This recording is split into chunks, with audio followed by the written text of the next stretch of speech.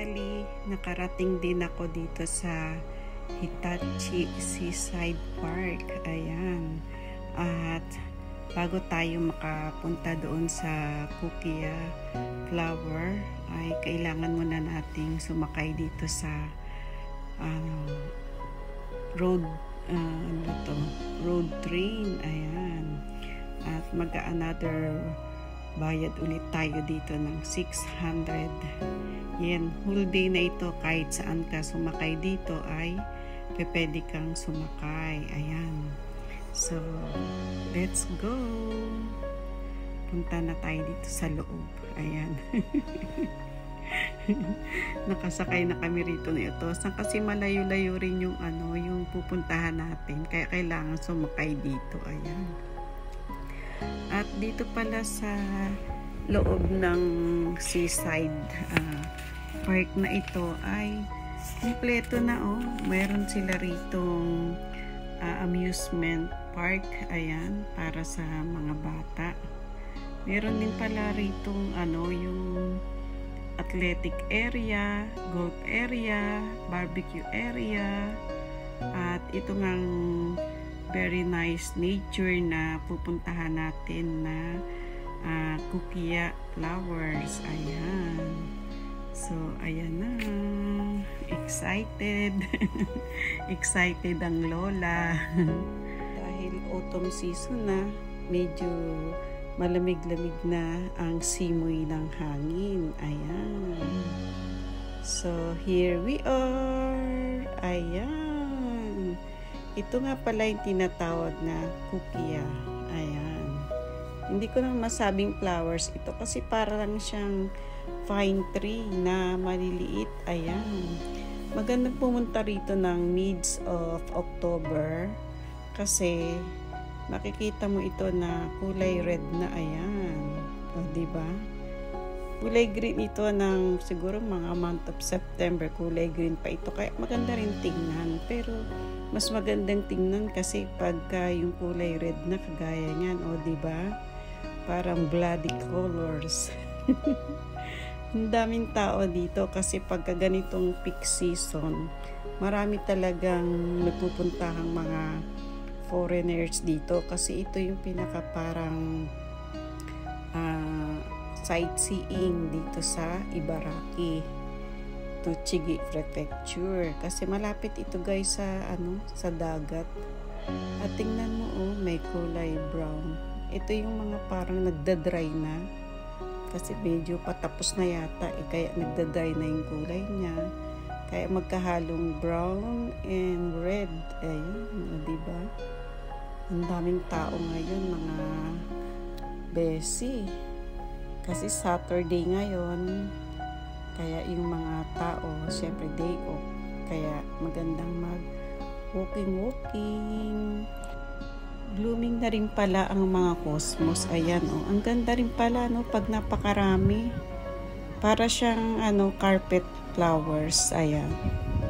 At tignan nyo naman mga guys, yung mga tao, ang dami. Ayan. Pila-pila, kanya-kanyang shoots, kanya-kanyang video.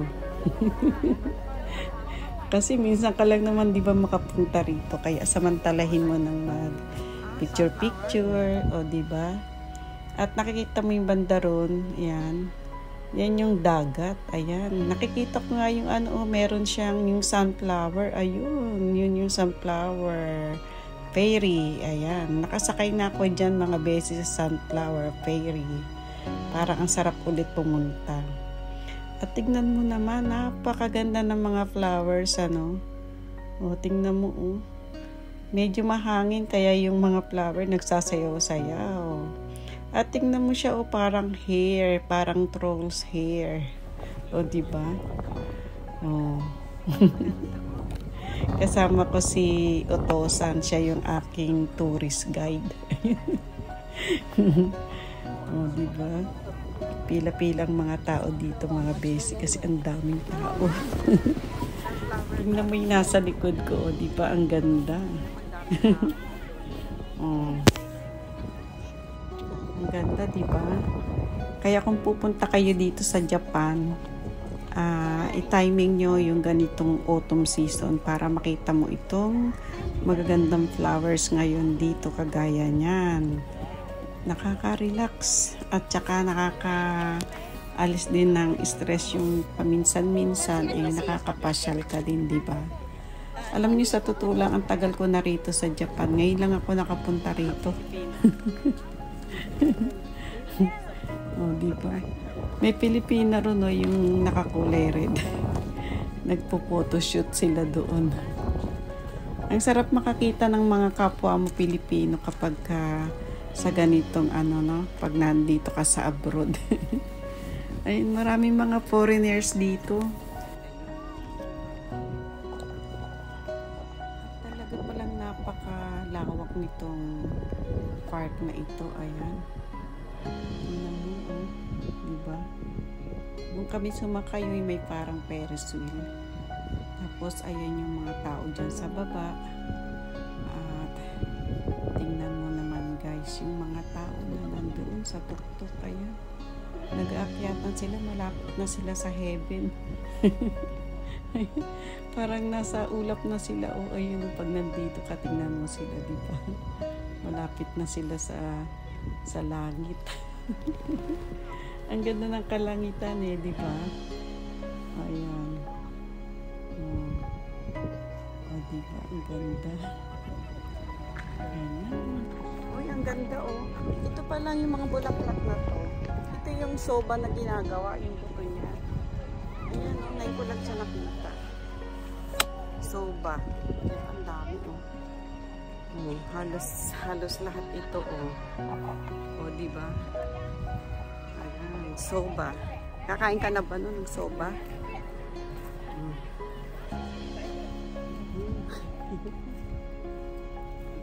Ayan, soba.